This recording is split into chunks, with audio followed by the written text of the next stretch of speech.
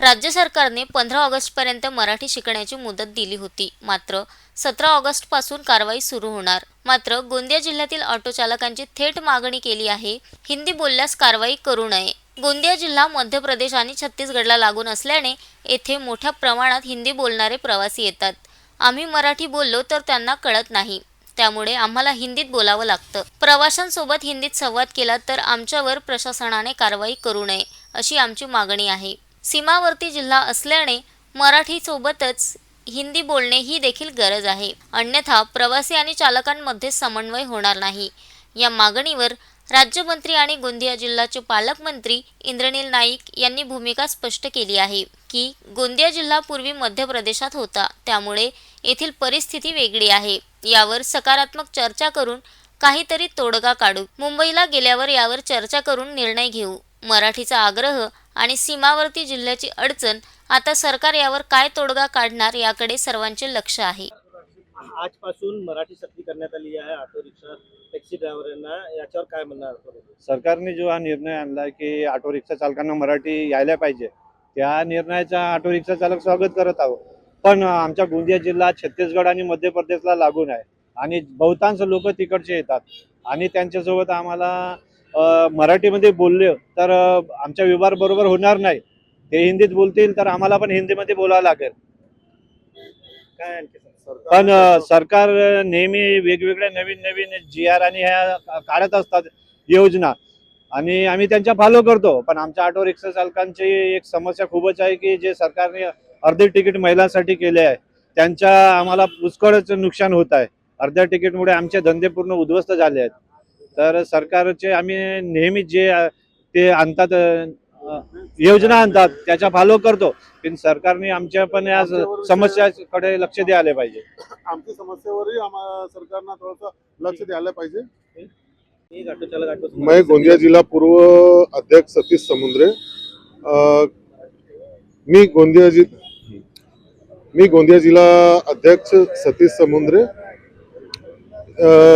गोंदियात सीमावरून छत्तीसगड आणि मध्य प्रदेश राज्य लागलेलं आहे. इथून पुष्कळ प्रवासी येतात. तर त्याच्यावर हिंदीवर आम्ही त्यांच्यासोबत व्यवहार ते करते तर मराठी बोलून त्याला समजणार नाही. तर आम्हाला त्यांच्यासोबत हिंदीवर बोलावं लागेल. तर सरकारनं याच्यावर थोडंसं शिथिलता घ्यायला पाहिजे का ऑटोवाले बरोबर मराठी बोलता का नाही बोलता, त्याच्यावर शिथिलता घ्यायला पाहिजे. आमची कार्यशाळा पण घेतलेली आहे RTO साहेबना का सर्वांना RTO लायसन्स पण चेक केलेला आहे. आणखीन पुष्कळ समस्या आहे ऑटोवाल्याची. सरकारनं अर्धी तिकीट केलं आहे महिलांसाठी, पण आमच्या ऑटोवाल्यावर त्यांच्या धंद्यावर त्याच्या व्यापारावर पुष्कळच अर्धशीत झालेला आहे त्यांचा धंदा. ते आपल्या पोराबाळाला कसं शिकवणार, त्याच्या पोरेबाळा कसं विकसित होणार.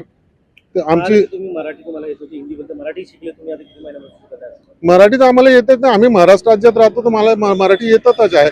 तर आम्ही मराठीवरच जास्त व्यवहार करतो, मराठी भाषेवर. आखरी दिवस शिकण्याच्या गोंदियातही मोठ्या प्रमाणात हिंदी बोलले जाते. अशा राज्यभरातील ऑटो चालकांना काय सांगतात? हे बरोबर आहे. महाराष्ट्रात आपण मराठी बोलायलाच पाहिजे हे मान्य आहे.